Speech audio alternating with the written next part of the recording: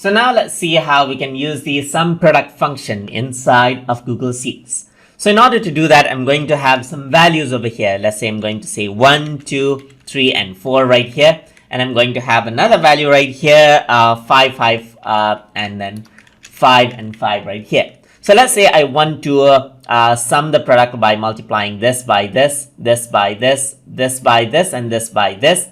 So what I'm going to do is I'm going to simply press equals on my keyboard and type in sum product, just like this. Sum of products and elements into arrays, as you can see right here. So once I do that, I can simply select this out right here, and then I can go around, press comma, and then select this out as well, close it, press enter, and then there you go, as you can see right here. So this is the exact value right here. So if I were to multiply this and this, so let's say for example, if I were to multiply this and this, you can see that this is the value.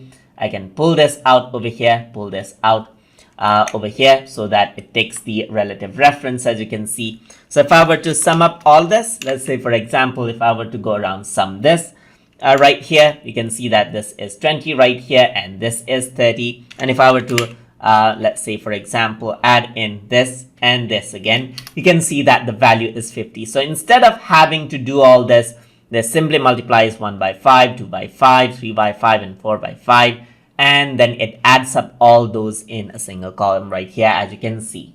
And that is how you can use the SUMPRODUCT function inside of Google Sheets. So hope you guys learned something as always, and as always, please like, comment, share, and subscribe.